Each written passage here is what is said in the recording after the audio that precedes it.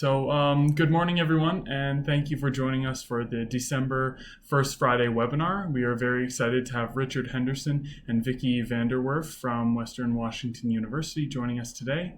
Their session is titled, "What Do You Do After a Decade of Using a Curricular Approach? URISE."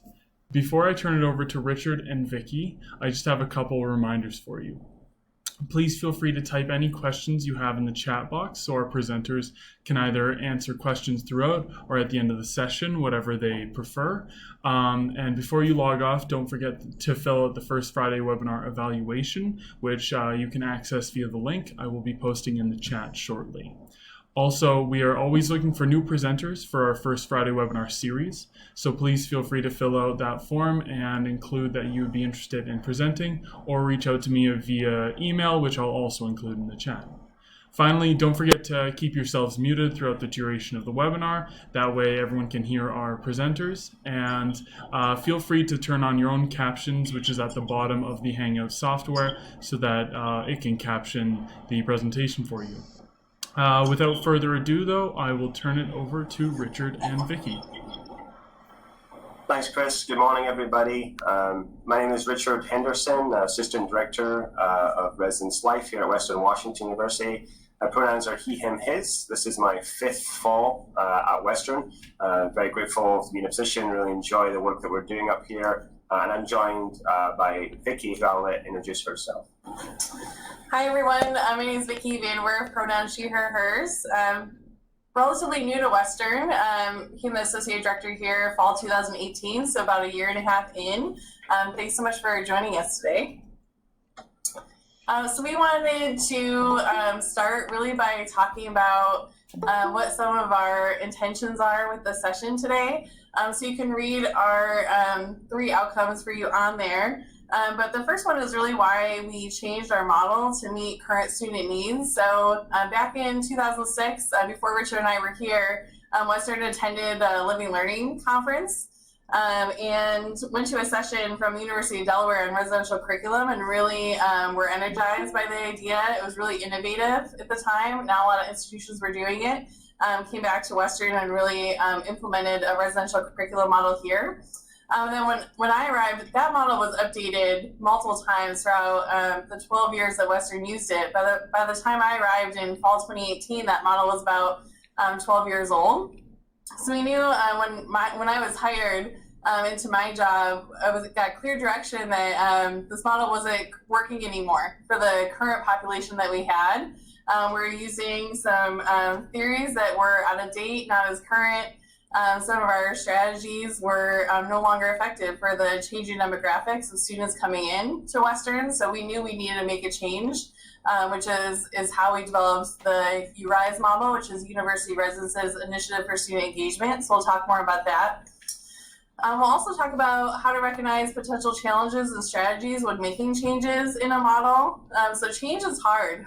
Any change that you make, especially when you have professional staff who are really invested in a model. When I arrived, some of our staff were here that helped really implement it, and were really ingrained in the day-to-day work of our previous model, which is hard to change. So we'll talk through some of that. And we'll also talk about the importance of constantly reviewing and revising a curricular approach throughout the now 13, 14 years that Western's used a curriculum model. It's been updated every year. But when we first started, there was 28 learning outcomes. Now we're down to 3, and really 3 very specific areas that we focus on. We used to use self-authorship as a theory, as a basis. Now we're using critical race theory. So we're really changing based on the needs of the students. So we'll talk about how we got there. And then, today we just want to start off with we know the topic of curricular model, curricular approaches, the ICA conference, they're pretty popular now in our field. I'd say, doing recruitment for the last few years, most people either know about it or they've just started to implement it at their institution. So we want to pick a couple of resources here, shout out kind of to our peers at UW Bothell who did the August Friday webinar on their change from programming to curriculum and how they just kind of launched at 40% and how they started. And so we didn't want to kind of repeat that. And like I said, for us, we probably not the best people to talk about how to start it because none of us were here when ours was started. So we were in our third or fourth iteration of our curriculum, but then we realized that, not just needing to tweak it, having to totally revamp from the start. So we did have to do the archaeological dig and all the other things that you talk about when you start a new curriculum. We had to kind of do that, but also had to navigate the nuances that came with already had an investment from campus partners and things like that. Another one, if you're unfamiliar, the Institute on the Curricular Approach, we just got back from there, is in Anaheim this year. And when you're there, there's a new track and a returner track. And so we did the returner track, and it was very insightful to see where everybody else is at institutions. And we partnered with a couple of schools who had been doing it for almost as long as we did. So that was really helpful to see the challenges other schools had as well. But also, most people are still in their first couple of years of it, and that's great, and it's okay. But we're hopeful that you can learn, if you have a curriculum or once you go to it, after a few years, the importance of revising it and some of the challenges that may come up in doing so. So we also want to talk about why we use a curricular approach before we really jump in. Because we had the option when we were recreating our new model to go to something else, and we really felt like the curricular model was the most effective for our students in terms of student engagement and student learning. And some of the reasons for that are just through assessment. So the educational benchmarking inventory, which I'm sure a lot of you are familiar with, really showed that only 15% of our students often or very often intended programming, and we see that in practice too. So in a building of 600 students, we'll get 20 or 30 and think that's a really successful program.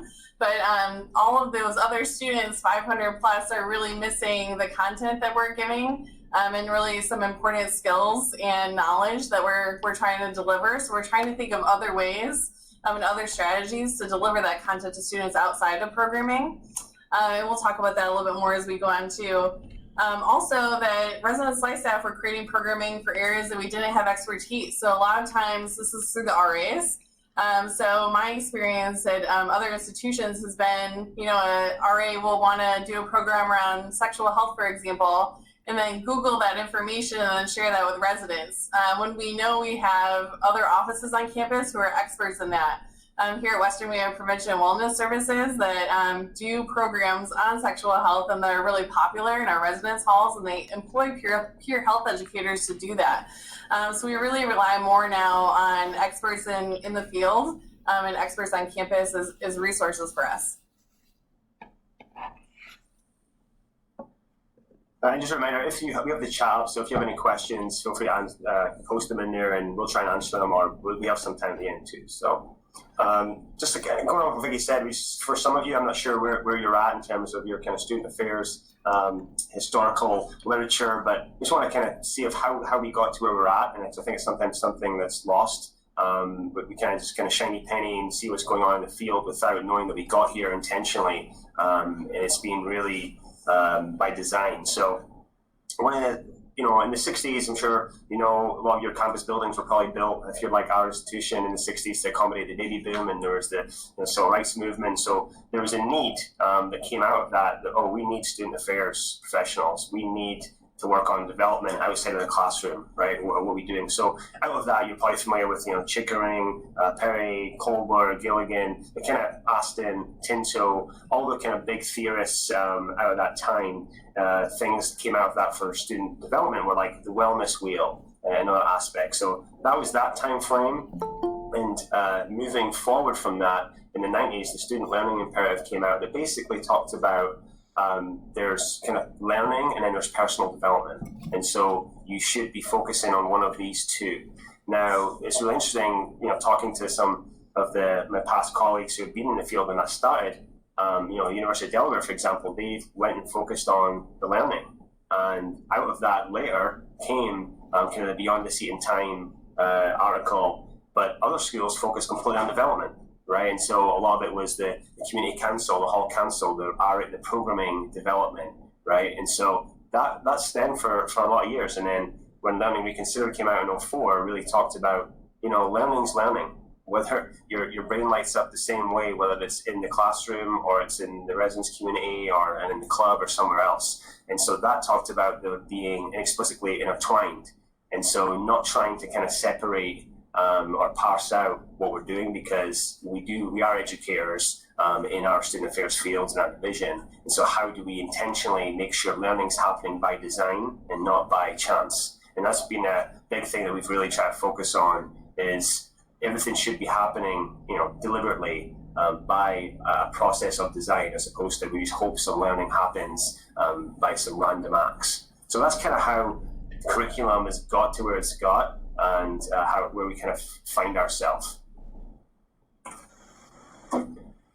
And so some of you may be familiar, hopefully, if you're musically inclined like myself, or you're a fan of Phil Collins, you'll know the band REM. And so I thought this was fitting, since that we moved to our old model is called the resident education model, and we used to joke when we did presentations that REM is more than a band. And so this was we talked about. So it's kind of sad in a way, but what REM was again, Vicky kind of talked about. It was born out of the initial residential curriculum that came out of Delaware, and so we did that for 12 years, and it was adapted and tweaked. And I started chairing it, I believe, in 2017.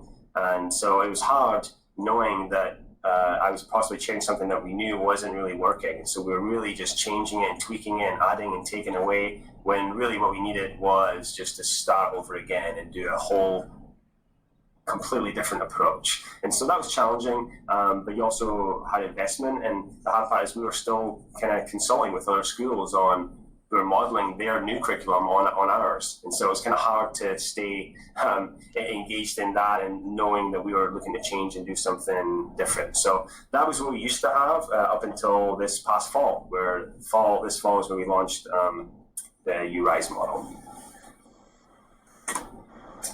So what really helped us with that was just in terms of our staff changing and turnover. So we had a few of our staff members leave who helped create the model. So it was a good time to try something new. We also had a new president. It's relatively new, in his third year. Our vice president for student services is in their second year. So we have these changes in leadership that really gave us an opportunity to do something new, with new ideas, new practices, new ways of doing things, and our institution was really open to that. So one of the messages we really want to talk about is seeking out those opportunities at your institution. So if there's a new strategic plan coming online, or new priorities that the institution has, how can your curriculum then meet those new goals or new opportunities? And that's a great way to get buy-in from your overall institution and campus stakeholders, which we'll also talk about a little bit later. But because change is so hard, you really want to take those opportunities when they come, whether it's staff turnover, new strategic plan, new vision or mission for the department or the institution. Those are good times to implement something new and make changes to your model.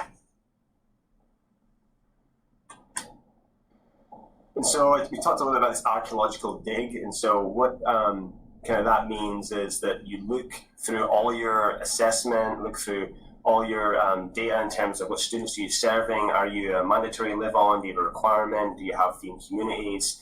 What's your divisional goals? What's your institutional goals? So you public school, private school, large, small. And so you kind of take all of that into consideration, and then figure out if the work you're doing is in alignment with that, right? You don't want to be doing something that's working against the grain, so to speak. So that was one of the biggest things that we started with, was, are we in alignment with the new leadership and the new initiatives and the changing state demographics and the needs? We've probably, in our state, we've talked about some declining enrollment. And so what does that look like, and how to serve, different students in terms of whether folks are international students, in-state, out-of-state. And so we really spent a lot of time on this, and there's a lot of discussion and defensiveness as well from some of us who've been here, because it's hard to change really something that you've been part of creating and stepping back. So a big piece of what we did was figuring out, are we in alignment with the institutional's goals, mission, vision, and if not, how do we get in alignment? And what's that going to take? So how we've set it up, the next few slides we have 8, and so we have a challenge, and we have hopefully a strategy that you can help use when that challenge comes up. So when we're doing an archaeological dig, it really felt like you're digging the ground that you'd planted, right? It's at least I felt like that. Like I said, I chaired the committee for a couple of years. I was very grateful that Vicky kept me on, because looking back, I don't know if I would have did the same thing. It's easier to get, fresh ideas, fresh innovation. And so it's hard. And, I had a friend tell me they watched a show about kind of decluttering your closet and things. And so, if you've tried to ever do that, it gets defensive when you're, raking in your own closet, or worse, you have someone else doing it and they're telling you that this is out of date, or this needs to go, or you don't wear this enough. And so that's what it felt like for me. I was like, well, you don't understand the context. This is why we did it. And I did see that. It was defensive and it did stifle the creativity. And until I got called out, I think I was quite unaware, and some of our other peers, because the REM was the reason I came to Western. That was why I was recruited to come, and that was what sold me on it. And so it was hard to see this and pick holes in something that you'd been part of creating, and what, on the whole, had been very successful. So one of the strategies was, this was talked about at ICA conferences, utilizing a beginner's mindset, right? And so I have a 1-year-old, and just when you give them anything, a spoon, the possibilities are just endless. What they do with that, right? They use it to eat, they use it as a toy, they throw it away. I mean, there's endless possibilities. And as we get older and as we get more expert in our field, those possibilities become less because of context or barriers that are real or perceived. And so we tried to really have everybody in that group just come with a beginner's mind. Anything can happen. There's no budget. What would we do if we could create an ideal model? And with that, really became a lot of good ideas that we could then hone in and try and tailor down. So I'd encourage that if you're stuck when trying to start a group discussion or a group dialogue. And we've talked about theorists. I gave some kind of big theoretical names earlier. So the next one that's really popular is Yoda. And one thing here is that, again, how do you unknow what you know, right? Or unlearn what you've learned? And so for us, we know this works. We've seen it through REM or through previous data, right? But is it working now? And can we make it better? And I think what was sold was, I did a training on Lean Six Sigma, and one of the things that we talk about there is, if you just want to boost your data numbers or boost something just by a couple of percent, everybody could just work a little more efficient or work a little harder.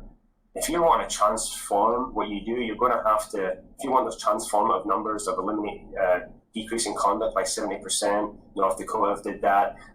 Big transformational numbers, 95% of intentional conversations across campus, plus 3,000 conversations. If you want that, you're going to have to totally transform your process and not just tweak or twinge it. And so that comes with unlearning what you did in the past. And again, that was challenging for me and others. So our second challenge is that the theories that we're using just weren't connecting the same way that they did in the past. So our REM model used self-authorship from Baxter McGolda as a theory, as a framework. And as a curricular model, you definitely want to have a theory or framework to use to guide your practice. But it was no longer current for us. It didn't serve our current student population. If you know anything about self-authorship, it's really about defining your beliefs, your identity, who you are over time. And really that happens in a long journey. So that can take, 30, 40 plus years. We only have students on campus for 4 and students living with us for maybe 1 or 2 years. So we really wanted to choose a theoretical framework that met our current student population, but we could also use in time, and that we could make sure it was effective in the limited time that students lived with us. So we changed our model over to community cultural wealth through the work of Dr. Terry Yasso, which you'll see here. So Dr. Yasso's work is around critical race theory, or is a critical race theory. So we chose this because our demographics are really changing, like Richard mentioned earlier. So there's greater focus on community, Generation Z coming in, definitely more inclined to see parents as more important figures in their lives. We have more biracial, bicultural students coming into the university. Also graduation rates. We've talked at Western about eventually will we be a Hispanic serving institution? What does that mean for our resources and for operations, and how we impact student learning in that regard? So we chose this theory because it's really around the history of who you are, how you can use what you learned and skills that you've gained before you got to college, and how you can navigate that through your experience in Western, and how you can utilize your strengths that you brought from home or wherever you're coming from to then be successful at the university level. It also really related to two of our other frameworks that we use are models, which is the strengths-based approach, and then also community-based learning. Before, our model was really around the individual student, which is helpful. We want our approach to be individualized for each student coming in, but we also want them, especially as a residence life program, to really focus on community, peer-to-peer learning, group learning, community-based learning together, and how they learn from each other. So we use this in Dr. Yasso's work in multiple ways. One example we can share with you is just through our intentional conversations. Our RA staff utilize these frequently and report back to us through different tracking mechanisms about the different areas that they're hitting. So for example, you can kind of connect about just common sense wise about how this would work. So intentional conversations that an RA is having around aspirational capital and what that means in terms of what their goals are at Western, when they want to graduate, what they want their GPA to be, what kind of career they're looking to get, what they want to get involved in college, how they want to transition, what their social life could look like. And in terms of social capital, who they use as a support system and as a network is how they form their community.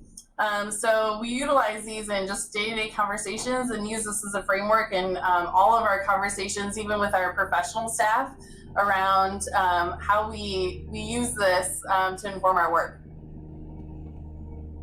And just to add on to what Vicky said there, we've been working with Tara also directly, and we want to make sure that when we're doing this, that we are accurately interpreting information. Now, of course, you have to individualize it to what you're doing at that level, but with that, we want to make sure we're giving credit to where the work was, and it's been great working with Tara. She's actually coming on to our campus in January to do an in-service training for our staff, and we've had multiple calls, and it's really great just talking directly to the source, right, and understanding where this came out of. And just to a little bit, this was formed, communities of color, and we're trying to, one of the big questions that you're probably thinking right now, and ones we've had is this kind of appropriate in that a predominantly white institution? And it was interesting when we asked Tara that question, and she quite boldly just told us this is exactly the place that you need to be using it.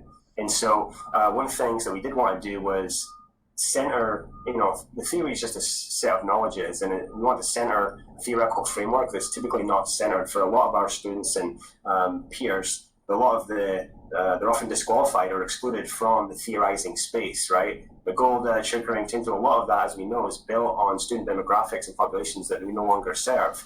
And we're so more interconnected and intertwined through our kind of multicultural upbringing. And so it didn't make sense to use it. The one thing we did gain from Tara and her work is that if theorizing space has been used to kind of silence and exclude people, it can also be used to educate and free if it's centered. And so for us, it really aligns with our institutional goals of equity and inclusion and centering voices and experiences that aren't normally centered. And we're really trying to hit that home with our student staff and professional staff.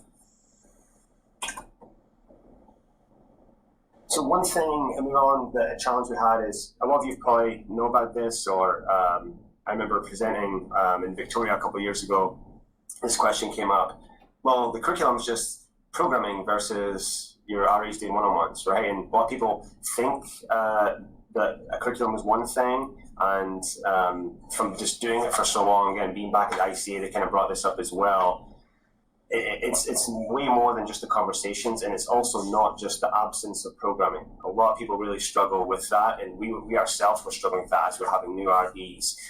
So really, we're trying to get our curriculum expanded divisionally, and that's one thing that Tara coming in January is going to help with. And we're working with some community partners, some campus partners, of how do we have these shared goals and shared divisional goals. So what I'm going to show you here is kind of a training tool that has been used for a long time. You may have seen it. So when typically when you're doing a curriculum training, you see this a lot.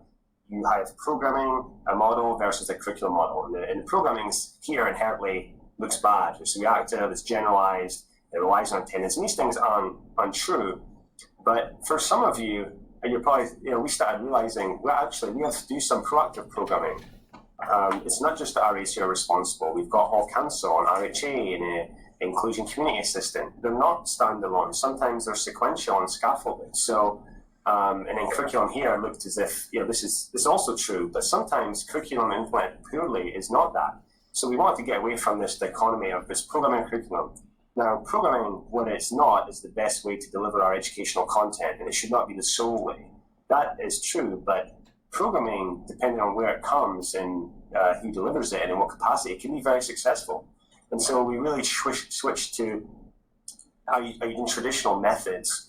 And traditional methods, so we look at it here as like a buffet, right? You go out and you can pick and choose what you like and leave the rest. And so it's hard to assess what actually happened, right, without looking and seeing, all the chicken nuggets are gone. But you're giving people a lot more breadth, a lot more choice of what they're wanting. So we've kind of changed that curriculum as more, you have a set menu. And so for us, we have our 3 learning goals that we'll go over. And we really want to provide more depth and intentional learning by design. Again, not just by chance that you happen to go up and take a little bit of everything.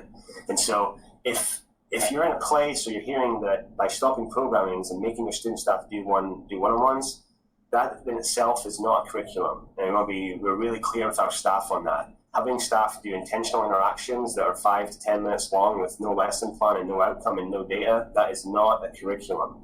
And so we were kind of training new staff in how to think outside of this box. And we had to retrain again and unlearn ourselves, and we got really good reminders when we went back to the ICA about this. So the fourth strategy is a really important one, fourth challenge, so rebranding. When you're changing your curriculum and developing something new. So when we first launched URISE or started talking about it, even campus partners, even of our own staff said, well, RAs are still doing intentional conversations. It's still a curriculum model. What's really different? And for those of us who created it, we said the whole thing is different. So we really had to get out there and first start with our staff to make sure that our staff were well trained, that they could present about URISE and talk about URISE the same way that we could as the committee who created it. And we really engaged our staff along through the entire process. So they were part of the creation, and all of our staff were involved in that, and student staff as well, because it definitely changed their job and what they would be talking about with residents. But also with key stakeholders were really important, since we do rely so much on campus partners. And a lot of our campus partners already knew we used a curriculum model, but we really wanted to make sure that they knew we were starting over and doing something completely different. So some of the things we did was really do a lot of presentations within our division. We brought people together just to talk about what we're doing, and a lot of that had to do with an invitation. So it wasn't, this is what we're doing, you should do it too, but it was more of how can we partner, what does this look like for your office? What we're seeing now is a lot of other offices within student services are getting excited about some of the goals that we have, and they have the same goals, because we're all working towards the same strategic plan for the division, the same vision and mission for the institution. So they're asking us about how we can partner and use some of the similar language that we have. Like Richard said, we're inviting Dr. Yasso in January for some of our student staff and professional staff training, and now we have some other offices within the division who are joining us for that. So keep spreading the word about our model and how we can work together to serve students, because we know that students live with us for a couple years and then they're off and doing off-campus things and engaging with other offices on campus. So what a great way to continue that education and ensure that students continue learning and growing through this model. We also, some of the other partnerships we've had that are pretty innovative, I think, is we're partnering with our Dean of Students office around conduct for shared learning outcomes, and looking to, when our resident directors hear conduct cases, really looking at what learning outcomes align with what the violation was, what the conversation was in the conduct meeting, and how we can measure student learning from that. And all of those learning outcomes for conduct are tied to our residential curriculum model. Same thing with partnerships with academic advising. and prevention and wellness services. We have somebody who is currently working with us part-time for half of her job because one of our learning goals is around personal wellness. So to have that collaboration, that partnership has been really crucial for her to learn about our model and then bring that back to her office and prevention and wellness services and really talk about what we're doing and how our offices can continue partnering together. So our challenge was getting some investment from our residence life staff in a short space of time. So trying to launch this in the fall was hectic for us, but I think our peers at UW, when they did the August webinar, talked about this, that, you know, you've got to be okay at launching at 40%. You know, if we wait until it's perfect, we'll just be waiting for forever. Right? It's kind of like if we wait for everyone to catch up and all be on the same page or all have the same level of understanding, how long do we have to wait for that? And so we just, you know, have to roll out. And part of it was some of our other staff members were either not here when it was created or were here before when we were shifting. So it was just, it's just difficult in general. We talked about the same challenges to do that. And how do you get the buy-in in a short space of time? How do you still have room for innovation, but also knowing that you have to have something to roll out in fall, and just kind of managing that. So one thing we try to have was, you know, really get the kind of Vicky, myself, and the other AD team a little bit more removed and help our staff come in. So we had some students work during the spring. We had some engagement sessions, and we also had our staff meetings. We changed that, and Vicky was great about when we came back from the ICA conference. We said, you know, we need to designate time at our professional staff meeting on this. And so we're actually creating and developing it in our staff meeting with all the voices there and consistently sharing with our larger teams. So every bi-weekly, we spend an hour and a half purely focused on curriculum development, review, training, and, you know, of course the question is, well, what about the keys and the updates and the closing materials and the checklists and the other administrivia?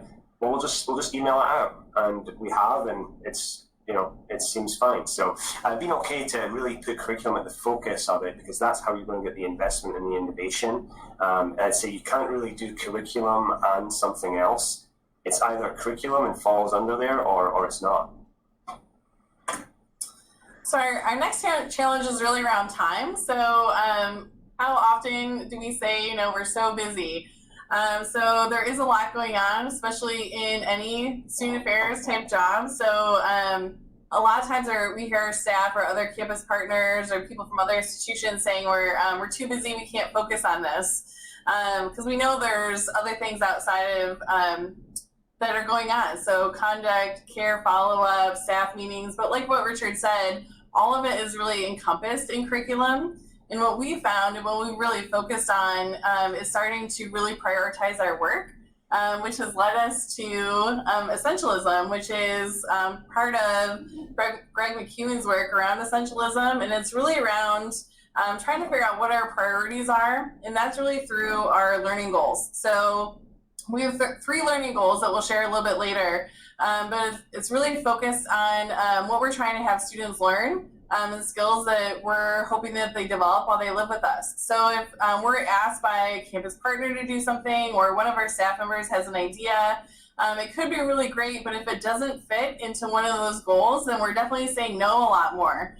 And really trying to make sure everything is fitting into our curriculum model. So it's really helping us narrow down our work. When oftentimes we, especially as residence life staff, we take on too much and try to do everything really well. And then what we turn out to be is we do a lot of things, but maybe, you know, mid-level or just marginally. So it's really helped us focus and strategize and prioritize our work, which is helpful for our staff as well. So essentialism, I would say, is really about really deciding where your focus areas are, where you want to go, and then how you're going to get there, and being able to say no about the other things. So a lot of times what we talk about here too is staff have great ideas. I want to do things as the associate director in the department. Richard has great ideas. But if those are just our own passions, our own interest areas, and not part of really what students are trying to gain. We heard the term educational malpractice at the curricular approach conference. And really that hit home for us is that it's not about our passions, what we want to do. It's about the archaeological dig that we talked about, why students come to the institution they are at, what they're trying to gain here, and then how you can deliver that. So challenge 7 is maybe some of you are in this boat, or maybe you have not necessarily a curriculum expert, but maybe you have a committee that's been working on it and they just kind of share out and everyone else implements. I know some schools actually have a curriculum coordinator that's purely designated to that. Now, that may work, and for us, and what came out of being at ICA and talking with other schools as well, is it could be dangerous to have a dedicated curriculum expert. I think we had that before with our previous associate director. Well, at least was our REM expert who had been here. But once they leave, then all that knowledge goes out with them. And so our next challenge will talk about a documentation of that, but it doesn't help with the buy-in either. And so this was something that can be challenging if you've been invested in the work, but you don't want to have the same person having to train the trainers and then do the conferences, and there's burnout that comes with that as well. And there's no way that the one person or the 2 or 3 committee members can know all. And so we've definitely benefited from having all of our staff from all of our different professional levels be part of it. And again, utilizing that beginner's mindset, having everybody come into it. Now, you probably will need a committee or a point person or an administrative champion to move some things along, but having a couple of people that's their project and everybody else is absent from the curriculum is not a good way to go from our view. Again, either everybody's working in the curriculum or you're not, and you need to kind of parse that out. So that's some of the things we did. We talked about them already, but I'd say the biggest piece of advice would be that the staff help support what they create. So if they don't create it, it's harder to have the buy-in and it's harder for them to sell. And one thing I've realized from moving into my AD role from my RD role is that it's really the staff will mirror how the RD gives the information and how they can tell what their own investment is. And so we really have to have your pro staff invested. And if they have questions, great, working with them on that and making it happen, as opposed to just here's what came out and here's what we're doing and we're moving along, because it's not going to be sustainable and the student staff will be able to see through that. So the last challenge we want to talk about is around assessment. An assessment of learning from your curriculum. So this is just such a huge part of a curricular approach. You have to assess to make sure it's working and make sure it's effective. And if it's not effective, make sure that we're changing that and not being stuck to it. So some of the things that we're currently doing, just to give you some examples. So this is our first year of the curriculum. So we're really diving in this year to a lot of different new assessment measures that we're trying. So for the first time, we did a move-in survey. And it was really questions around move-in, but it was also to get some preliminary or some baseline data. So some of our goals around personal wellness and inclusive community building. So for example, we asked about students' confidence and skills to cope and manage stress and anxiety, and where they are in terms of engaging in conversations when someone has different values or beliefs than they do. So we're going to take that information and then ask the same questions at our end of the year survey and see where they grew, where they developed, the skills they gained. We get a lot of assessment data and feedback from our RAs. So that's through one-on-one conversations, programs that they're doing in their floor communities, but even through one-on-one conversations or community conversations. RAs talked about different forms of capital that they touch on in their intentional conversations. And one of the areas we found was resistance capitals not talked about often, which makes sense because it's a little bit of a harder conversation to get into. So we knew we had to do more training around that and more conversations around that. So it's just continuous assessment throughout the year. We're developing a bigger, more in-depth assessment plan now as well. So looking at focus groups, how we do assess programming. Is it based on numbers, which we're more about what are students gaining from the experience, what are they learning, versus how many students showed up. So really changing our assessment too from satisfaction based, did they like it, versus what are they learning from it, what are they getting from it, are they meeting the learning goals that we set out. Another big piece of this too is just engaging in marketing materials for recruitment. So really looking at professional staff recruitment, student staff recruitment, all of our candidates who come to campus should know that we operate on a curricular model and should be aware of that before coming in. We want them to be engaged in that and excited about that before they arrive. Same thing for students and families. And we've been working with our marketing team about how to communicate.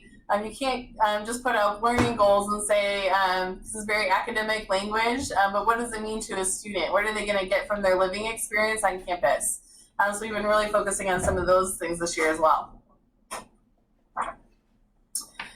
So we wanted to share our 3 learning goals with you, and if you have more questions about this, we're happy to engage at a later time as well. So these are the 3 areas that we're focused on. So I'll let you read those on the screen, but the first one is really around inclusive community building, really around sense of belonging on campus, students learning who their support system is here at Western, making friends, getting involved on campus. At a deeper level, it's also about how you engage with somebody who's different from you, how you interact, how you engage in a conversation when somebody does have a different belief or a different idea and what that looks like. The second goal is really around career preparedness. So that comes through academic success, how they choose their major, making sure they're in the right major, all those soft skills that they're gaining, how to deal with conflict, how to talk with a professor or a supervisor when you disagree with them, all those communication, soft skills that they need for their future careers, and that they can gain while living with us in housing and gain in their experience in college. And then the third one is really around personal wellness. So this is probably the broadest one that we have. But it's focused around healthy relationships, stress management, and conflict resolution. So that's a big one. So we're trying to narrow that down a little bit too to make sure it's really focused. But we found through different surveys and through our prevention and wellness office that stress and anxiety were some of the biggest reasons that students leave college in general, but specifically at Western. So we really wanted to address that.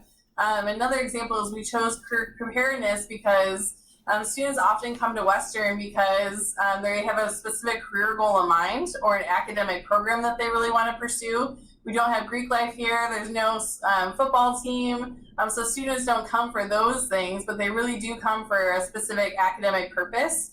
So we really wanted that to be highlighted in our learning goals. So their learning goals really have to be very specific to your institution, your student population, and what your students are hoping to gain through their experience there.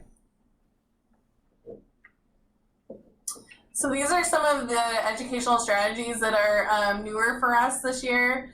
So we're in the process of developing a podcast series. A lot of it will be around personal wellness. So how do you manage stress, anxiety, what that looks like before coming to campus. We even tried a move-in podcast where they get that information before they come to campus. To really learn about the move-in experience, but what they're nervous about. So most students coming in are really nervous to make friends and how to get connected on campus initially, which we know just from data, but then also just from practice. So really focusing on that. Our professional staff are now engaging in intentional conversations. So our RAs do intentional community conversations. But then the ones that, those students that are just, we can't get a hold of or who aren't signing up, or the ones that we're a little worried about, our professional staff are now reaching out to them and really engaging those conversations as well. And that's where the too busy challenge really comes in, as our staff are very busy, similar to probably other institutions. So it's really prioritizing the student connection. And really trying to figure out how other ways to do some of the other work. So really taking some of the administrative load off and figuring out how we can be really efficient with those processes so our resident directors can focus on student engagement. Selection processes, so looking at our student staff recruitment and our professional staff recruitment, we're really changing our questions, our marketing materials, all around our URISE model and what we're having students learn about. Even our RA selection process, we're changing a lot of the questions, and they do a mock 101 or intentional conversation, and that's really around our learning goals now in our curricular model. So it also just changes our staff priorities, which we really talked about. If it doesn't fit within those learning goals, and we may not do it, or we may do something else, or we may push it off a little bit further down the line. And our student staff, I would say, are very well versed in our URISE model now. We spend a ton of time on it during training. During staff meetings, we do continuous training with them. So we really provide a lot of context, and a lot of data is helpful. So when they say, that these community conversations or intentional conversations are taking a lot of time, but we really show them how, 95% of students said these conversations are really impactful positively in my college experience. It really creates value in their work, and really helps them see why we're focusing on where we are.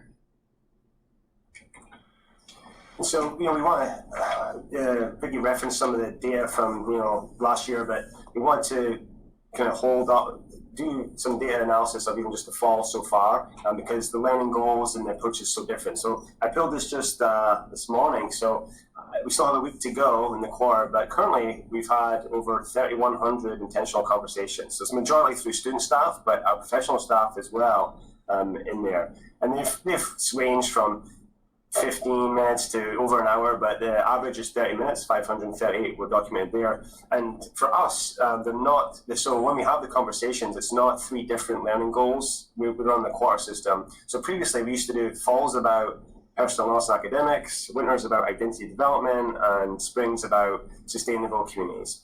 Well, we realized, it's not the best. We're supposed to get sequential and scaffolded and go deeper as opposed to getting more breadth. So we don't want to be a mile long but an inch deep. And so our 3 learning goals are represented. And so really, if you're familiar with like the allyship identity development model or other models similar to that, even social change, we're looking at falls really more individualized and more self-interest. Why did you come to Western? Do you feel seen on campus? And then in the winter quarter, we're moving more towards kind of others and more altruistic viewpoint of what about your neighbor, your community member, what have you seen with them, have they been treated unfairly? And then in spring, building on that even further and talking about how does everyone feel seen on campus? How do you create less barriers, or how do you dismantle barriers? And it's really a structural critique of the system that they're in, which is what the community cultural wealth happens, and how does their strength views and skills play into that, and how can they use those for positive social change. So that's the scaffolded development of the conversations.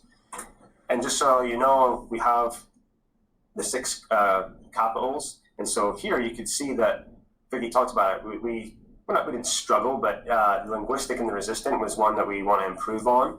And so I think for our student staff, and they've talked about it, the linguistic language. Well, I struggle to connect with students who are not bilingual. Well, for linguistic capital, it's music, art, language. Are you a good storyteller? How do you express yourself with direct, indirect communication and humor? And so trying to teach those, what does linguistic and capital have to it as opposed to just speaking a different language. And then resistant is all about kind of pushing back on inequality. So that can be a challenging topic for us, a predominantly white institution. And so how do you recognize that in others and see that, and then how do you actually make forward with some social change? But we expected that, and our goal is not to maybe have all these in the fall quarter, because it is scaffolded and sequential. My hope is that the linguistic and resistant gets better as we get deeper and they get more connected with their residents. But it didn't shock us that aspirational and social were the most comfortable areas and where they spend the most time, because they're talking about why did you come to Western, your hopes and dreams, and they talked about how have you made connections, social peers, right, social connections. So it makes sense, and so we're glad that the framework does play out in the time frame. But our hope is that through winter and spring, we'll start operating in different parts of our theoretical framework. So that was the information we had for you. We've got some time left. I believe if there's any questions, I'll look in the chat and you can post them. Vicky and I will both be at the conference in February in Bellevue, so we're happy to talk to you all there as well. But really appreciate you having us, and feel free to stick around for some questions.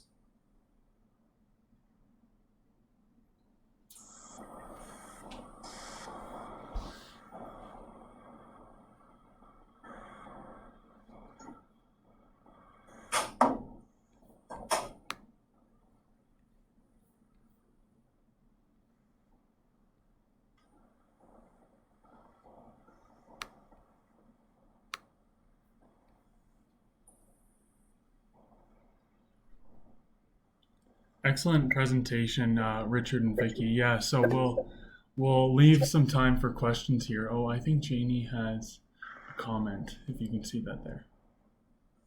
Sure, yeah. Question is, I was wondering over how many years or school year cycles it took to implement this current version. It took, I believe we worked on it for about a year to 18 months. So the hard part is doing it while you're still, you have to obviously produce something. So we still had our current curriculum. And what was really hard for me, I was doing kind of dual role at the time. It's hard to be passionate and do things that you know you're kind of working to change or smile or knowing the parts that don't work.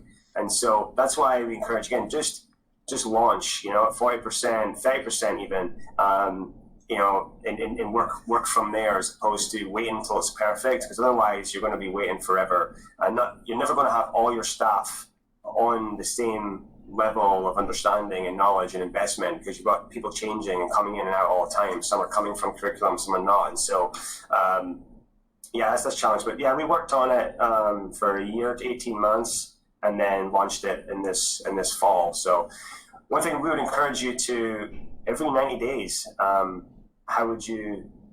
you should be looking at your curriculum and seeing if does it work and looking at the change. And we talked about the theoretical frameworks. One thing from the ICA conference that was nice to hear was the keynote, the plenary, they talked about, for new people, not really looking at Baxter McGolda because it wasn't really meeting the needs anymore. And so I know some schools are using the social change model. So we've got a couple more questions, so I'll let Vicki take the next one. Yeah, so one of the other questions that came in was about, at one point, do we include our campus partners on the development of the curriculum? So I would say our key campus partners, key meaning our Vice President for Student Services, our ones that we collaborate with almost on a weekly basis or definitely monthly basis. So Prevention and Wellness Services, Academic Advising, Dean of Students Office.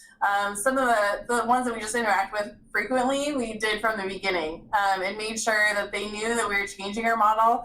I would say there was definitely a directive from the Vice President of Student Services as well, who said this needs to be changed, no longer working. So that was helpful for us in terms of she was already talking about it with some of our campus stakeholders as well. So we at least talked about, yes, we are changing, this is why. But really when we started bringing everybody in was when our learning goals were developed. So it was before we launched our URISE model. So it was, I would say, towards the middle to the tail end of last academic year. We started doing a lot of different presentations around campus. Once we had information that we knew what it could look like practically, because we had our framework established, our theoretical framework. We talked about community-based learning and strengths-based learning. So we had those approaches already set, but we didn't have what our strategies were going to look like yet. So we waited until we had some of those ideas fleshed out so people could really see what it looked like. And that was really helpful for those offices to gain an understanding of what we were trying to do and how they could partner with us. And then I would say this year we're definitely moving full force ahead in terms of presenting anywhere we can, all over campus. A lot of people are inviting us in, and the word is starting to spread throughout the division, which has really helped us create buy-in. But I would say those key campus partners that you have, the ones you interact with frequently, I would include them from the very beginning, from the start, just to start engaging in those conversations.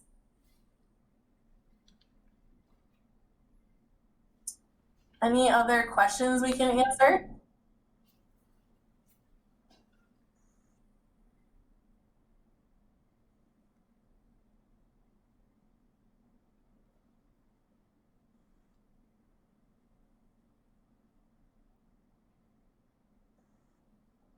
Great. Well, I believe, Chris, I don't know if you want to come on, but appreciate you all listening to us, taking the time. And again, we'll be available. Our emails are on the screen, and we will be at the conference in February. So we look forward to connecting with you all then. Yeah, thank you. Thank you both so much for your presentation. It was excellent and extremely informative, and I know I took a lot away, as I believe all of our people that were here today did as well. So thank you very much. And thank you to everyone who joined us today. for the webinar. We plan to post this to the NWACUHO YouTube later on today. If anyone would like to suggest it to a colleague or watch it later, you should be able to find it there soon. Don't forget to follow the link in the comments and fill out the First Friday webinar evaluation. I'm going to be posting that right now in the comments again. And as well, if you have any topics or presentations that you would like to do as well within this, within the First Friday webinar platform, we would be more than happy to see that. Please feel free to email me. I've placed my email in the chat. But with that, thank you again to Richard and Vicky. Your presentation was excellent, and we just appreciate your time so much, and I hope everyone has a great weekend.